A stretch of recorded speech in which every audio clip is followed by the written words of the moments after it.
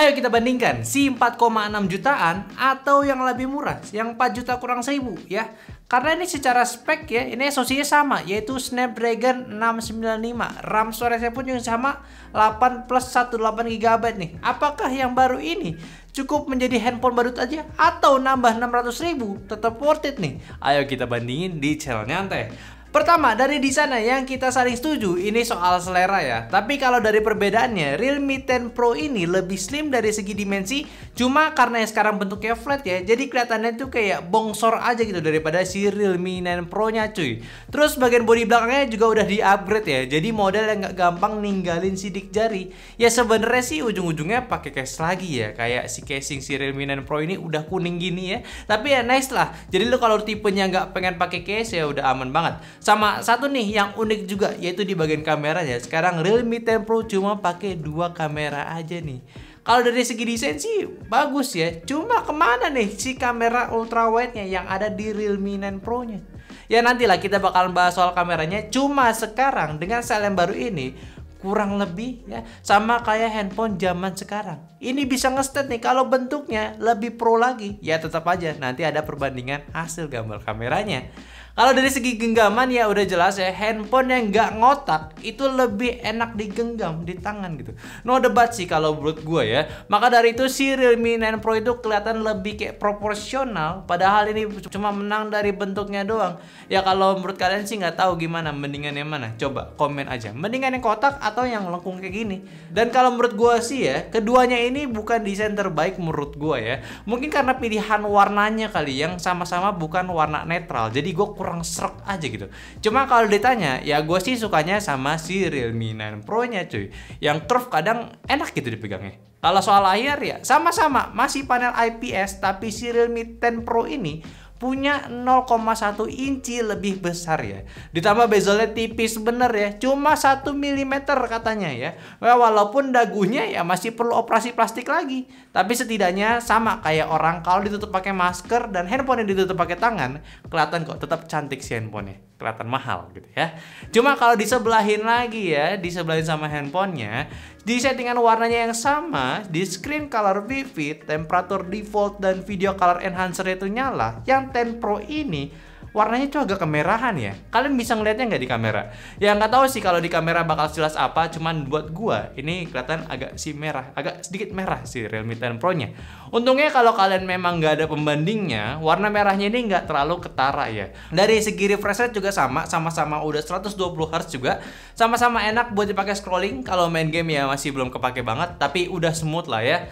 Selanjutnya untuk multitasking, gua nggak merasakan perbedaannya karena ini pakai RAM dan chipset yang sama, dan si Realme 9 Pro ini juga sudah mendapat updatean OS yang sama kayak si Realme 10 Pro nya, yaitu Realme UI 4 basis Android 13. Jadi ya udah sama-sama enak lah. Cuma yang pasti kalau mau bikin handphonenya lebih lancar, kalian perlu matiin dulu beberapa iklannya dulu. Kayak glance for Realme yang lebih baik dimatiin aja gitu. Sama satu lagi, ada fitur RAM Plus ya, masing-masing punya 8 GB plus ya, sama-sama di kedua handphone ini juga ada. Yang fungsinya nggak ada. Jadi dinyalain ya monggo, nggak dinyalain juga nggak apa-apa. Tapi kalau ngomongin soal perbedaan performance, dari testing sintetis pun ini kayak kembaran punya. Hasilnya itu bener-bener mirip kayak ngetes satu barang aja gitu. Ya jelas sih, dari konfigurasinya kan sama juga. Yang dibikin juga sama juga, si Realme gitu ya. Jadi oke lah ya. Dan bagus juga nih, berarti si Realme nih bisa tetap konsisten kasih performa yang sama. Bukan lebih lambat ke Realme 10 Pro nya. Kayak di Antutu ini bisa dapat angka di 411.000. Geekbench single cuma beda satu angka doang. Multinya juga nggak beda seberapa angka juga. 3D Mark juga sama, nggak beda hasilnya. Bahkan ratanya tuh sama persis. Sampai ke GFX Bench-nya pun sama skornya.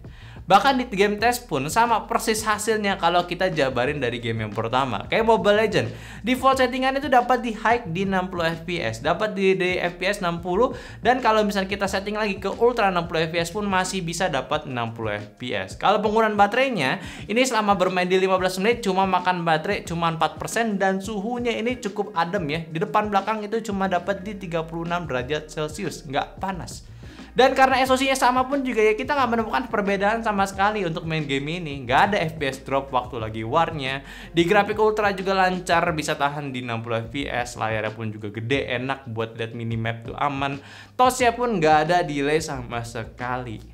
Game kedua yaitu Wild Rift. Default settingan dapat di medium 60 fps. Dapat FPS rata-ratanya di 60, tapi kalau kita crank up lagi ke ultra 60 fps, ini masih lancar di 60 fps untuk playnya. Aman. Dan kalau untuk penggunaan baterainya selama bermain 20 menit ini irit banget, cuman makan 6% baterai doang. Sedangkan kalau suhunya ini sedikit naik dibanding Mobile Legends tadi, karena di belakang itu bisa dapat di 38 derajat Celcius dan sisi depannya itu di 37 derajat Celcius. Sama aja experience-nya kayak game Mobile Legends. Emang game ini bisa dibilang hampir semua device bisa dapat FPS tinggi, stabil di 60 FPS. Jadi mantap lah untuk di kedua handphonenya. Kalau di CODM, Call of Duty Mobile, settingan defaultnya dapat di high 60 FPS. Dan defaultnya itu dapat di FPS 60. Sedangkan kalau kita crank up lagi settingan jadi ultra maksimum di 60 FPS, itu dapat rata-ratanya cuma di 57. Masih aman juga. Sedangkan untuk penggunaan baterainya untuk bermain selama 10 menit itu cuma makan 4%. Ya sedikit boros sih, cuman masih oke lah. Tapi untuk suhunya sama kayak Wild Rift, itu di bagian belakang 38 derajat Celcius dan di bagian depannya 37 derajat Celcius. Jadi buat CODM memang kalau habis mati nih ya, terus ya pas respawn lagi FPS-nya memang suka ngedrop gitu ya ke 48 ke 52. Tapi cepat recover lagi ke rata-rata FPS-nya yaitu di 57 sampai 59 FPS lagi. Dan nggak ada masalah sama sekali buat layarnya, nggak ada patah-patah, masih aman juga buat push rank di CODM. Ini sedap banget untuk di Realme kali ini. Kalau di game Apex, game keempat kita yaitu dapat settingan defaultnya di normal 30 fps, FPS-nya lancar di 30. Sedangkan kalau kita naikkan lagi ke settingan maksimalnya itu ultra dan 40 fps, ini juga mentok di 40 fps rata-ratanya. Kalau penggunaan baterainya bermain selama 15 menit cuma makan 5% doang, dan suhunya memang sedikit panas lagi yaitu di bagian belakang di 39 derajat Celcius dan di bagian depannya itu di 38 derajat Celcius. Jadi kalau main Apex ya sebenarnya mentoknya di 50 fps aja atau di very high-nya lah ya. Mode frame rate ultra 60 fps-nya nggak ada, nggak kebuka. Bahkan di smooth-nya pun nggak ada. Kalau mau main di 60, maksud gue 50 fps mentok pun itu cuma di grafik normal aja. Dan kita udah tes main gun game pun ya masih oke lah ya. Walaupun nggak sesmooth kalau kita main di 60 fps. Tapi bukan berarti gameplaynya itu jelek ya. Masih playable banget. Kalau di game PUBG, default settingan dapat di SD 30 fps. FPS defaultnya dapat di 30 rata-ratanya. Cuman kalau kita naikkan lagi FPS-nya dapat di smooth 40 fps, itu mentok di 40 fps juga untuk gameplaynya. Sedangkan untuk penggunaan baterainya selama bermain 10 menit cuma makan baterai 6%-an, emang agak sedikit boros. Dan untuk penggunaan suhunya di bagian belakang di 39 derajat Celcius dan di bagian depannya itu 38 derajat Celcius. Dan untuk permainan game PUBG ini juga udah enak. Lu kalau pecinta gyroskop pasti bahagia banget pakai handphone ini karena di handphonenya udah ada hardware ya. Tapi grafiknya cuma mentok di HD doang. Gua rasa biar mainnya itu makin maksimal ya mending grafiknya lu setting smooth aja biar dapat di 40 fps biar makin lancar ya makan chicken dinnernya ya di game ini. Ya agak cringe gitu. Jujur aja sampai sekarang gua ya lagi ngerasa pegang handphone yang sama aja. Bener-bener sama sampai kadang kebalik gitu. Dan buat Mas Denny tuh kayak perlu pegang bodinya gitu biar bedain. Oh ini Realme 10, yang lengkung Realme 9 gitu. Karena di bagian layarnya pun sama, gameplaynya pun sama. Jadi gue bingung gitu ya. Ya walaupun kelihatan dari kamera depan beda gitu ya, yang satu di tengah, yang satu di pojokan. Tapi ya tetap dari segi experience tuh sampai sekarang nggak kerasa bedanya sama sekali. Nggak ada bedanya acan gitu ya.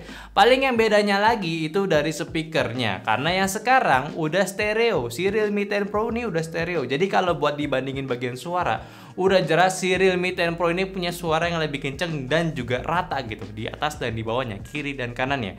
Walaupun sekali lagi buat kualitas stereonya ya cuma sekedar imbang aja. Tapi bisa lah ya buat dipakai buat main game atau ya tinggalin pakai earphone pun ya juga masih bisa karena ini masih ada colokan 3,5 jack audionya.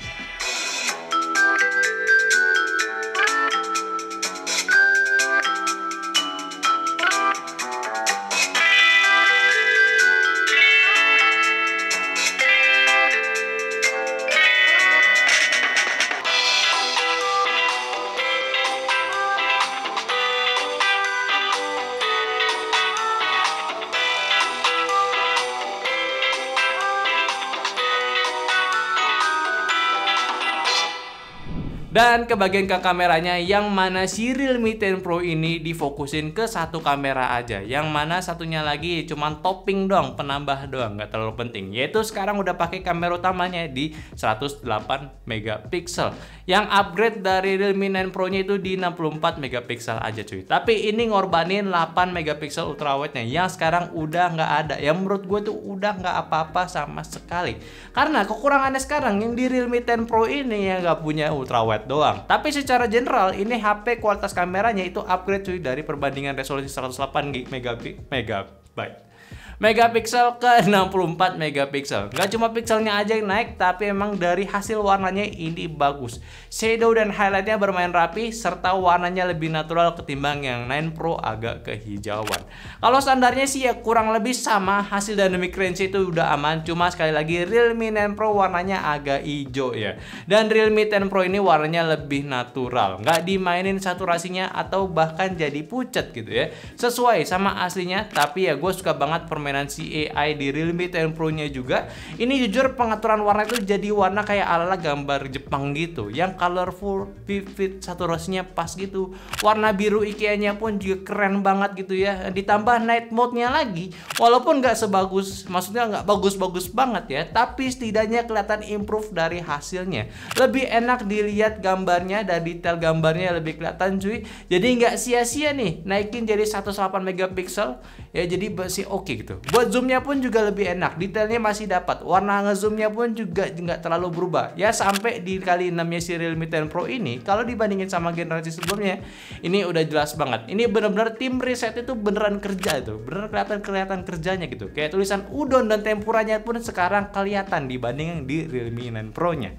Cuma nih ya, ada yang aneh kalau kita foto potret pakai kamera belakang. Ada beberapa yang mungkin ke skip nih awannya sama processing si AI-nya. Nggak tahu kenapa, mungkin karena keterangan atau gimana ya. Cuma perlu diperbaikin lagi nih, tetap ya. Cuma untuk potretnya sendiri sih ini udah bagus ya. Pembagian blurnya juga udah rapi ya. Bahkan ke kamera depannya pun juga udah asik buat dipakainya. Selanjutnya kita mau bahas soal video. Tapi sebelum itu kita cek dulu video dari Gary dulu, oke? Nah, gue lagi nyobain Realme 9 Pro sama Realme 10 Pro nih. Langsung kita mending-mendingin kameranya. HP yang beda 800.000 dengan chipset yang sama. Apakah worth it untuk dipertaruhkan 800.000 yang mungkin bisa jadi makanan, minuman, atau bensin? Dan ini adalah audio dari Realme 9 Pro. A, B, C, D, E, F, G, H, I, J, K, L, M, N. Dan ini adalah audio dari Realme 10 Pro. A, B, C, D, E, F, G, H, I, J, K, L, M, N. Nah, bagusan mana kira-kira? Dan lu harusnya ngelihat nih, gua kayaknya agak ke zoom gitu di Realme 9 Pro, tapi ya udahlah. Oke. Apakah worth it? Gua rasa sih oke. Langsung balik ke studio. Menurut gua untuk kamera di bagian video ini ya, ini udah nggak banyak berubah sebenarnya. Dari kualitas sebenarnya masih sama, speknya juga masih mentok di Full HD 30 fps tanpa stabilizer juga. Jadi untuk video sebenarnya ya susu lah ya, udah cukup asalkan nggak dipakai buat lari sih. Handphone ini masih aman aja, nggak kerasa kok gempanya. Cuma kalau udah jalan itu ya udah mulai gempa ya, kalian mesti paham juga. Dan untuk generasi baru handphone Realme Number ya, aplikasi kamera pun sama aja, nggak ada yang beda. Paling ya gara-gara nggak ada ultra wide sama maksimum resolusinya nambah, ya paling itu doang yang beda gitu ya. Gue pun juga lebih suka sebenarnya kayak gini daripada kebanyakan lensa. Mending ada satu yang fokus maksimalin buat si kameranya gitu. Dan ini processingnya udah cukup oke buat Realme yang satu ini. Buat utilitas handphone ini sama aja, sama-sama udah 5G konektivitasnya, ada NFC juga, sensornya juga sama aja, ada rata gitu, nggak ada yang dikurangin. Baterainya pun sama di 5000 mAh dengan sama-sama punya pengecasan di 33 watt charging. Tapi ada yang beda nih, dan menarik banget infonya ini buat kalian tahu, yaitu kalau si Realme 10 Pro ini dia pakai 33 watt Super VOOC, bukan Super Dart kayak si Realme 9 Pro. Ya kalian tahu lah ya Super VOOC itu punya siapa. Tapi bedanya lagi, walaupun 33 watt charging ini sama ya keduanya, perbedaan waktu ngecharge-nya ini beda signifikan loh. Yang Realme 10 Pro ini cuma makan waktu 1 jaman doang. Sedangkan Realme 9 Pro-nya yang pakai Dart charging itu 1,5 jam cuy. Ini gua nggak tahu apa karena si handphone ini udah kemakan baterainya, baterai health-nya udah berkurang atau gimana. Tapi ini kita udah tes pakai charger yang sama pun hasilnya ya nggak sama pengecasannya, lebih cepatan si Realme 10 Pro. Jadi ya langsung aja lah kita ke kesimpulannya. Yang mungkin gue bisa bilang handphone ini cuma ganti baju doang, dari yang versi lama ke versi yang baru, dengan performa yang sama, konfigurasi yang sama. Jadi apakah ini upgrade buat kalian untuk para Realme fans? Dan buat gua ini juga surat terbuka nih ya. Kenapa masih aja gitu dikasih opsi handphone kelas menengah yaitu Snapdragon 695. Udah lama nih, ayo dong pakai 6 Gen 1-nya. Mana nih Snapdragon gitu ya. Ya nggak salah sih pakai 695, performanya oke gitu. Harganya sekarang makin murah juga, udah pakai 5G lagi. Tapi kan ya ini jadi badut gitu si Realme 10 Pro-nya. Gue yakin nih pengen pakai yang bagusan si Realme-nya, cuman nggak dikasih sama Snapdragon-nya. Ya biar kerasa gitu maksimalnya. Harusnya sih 6 Gen 1-nya gitu. Parah sih dari Snapdragon ya. Jadi buat handphone yang nambah sekitaran 600 ribuan, setidaknya lu dapat upgrade dari desain yang lebih modern. Bentuk kameranya cuma 2 doang, lebih ke stat kalau ini handphone udah lebih modern gitu ya. Serta bezel yang lebih tipis. Kalau Realme bilang sih ini ngelebihin tipisnya dari S22 Ultra lah tipisnya ya. Tapi ya bawahannya masih tebel kok, cuman gak kelihatan aja gitu ya. Terus juga kameranya ini peningkatan banget dari yang menurut gue ini dari sektor terkuat. Kenapa lu harus ambil ini ketimbang si Realme 9 Pro nya? Kameranya itu jauh lebih bagus secara overall, lebih puas lah buat di kelasnya. AI-nya pun kayak Kimi no Nawa ya, jadi kelihatannya tuh lebih mana yang natural sama mana yang hasil AI-nya gitu. Ini mantep banget. Tapi ya balik lagi, kalau lu memang cuma sekedar ngincar performa 695 dari Snapdragon dari kedua handphone ini ya, better ambil si Realme 9 Pro nya aja, karena nggak ada bedanya di konfigurasi yang sama. Layarnya pun juga sama kan, 120 Hz IPS juga. Tapi ya kalau lu butuh hasil kamera yang lebih baik, better ambil yang 10 Pro nya. Udah gitu kan, ini handphone baru ya, jadi lebih tahan lama lah, karena bakal ditandemin sama Realme juga ketimbang handphone yang lamanya kan ya. So 4,5 jutaan ya menurut gua kalau sebuah upgrade sebenarnya dari Realme 9 itu ya big no ya. Kalau mau sekalian ya Pro Plus-nya aja sih Realme itu udah bagus gitu yang Pro Plus-nya. Tapi kalau memang baru aja upgrade dari handphone sejutaan, bolehlah ambil kelas yang menengah pertama kalian yaitu ini gitu. Ya setuju nggak nih kira-kira yang nonton gitu ya?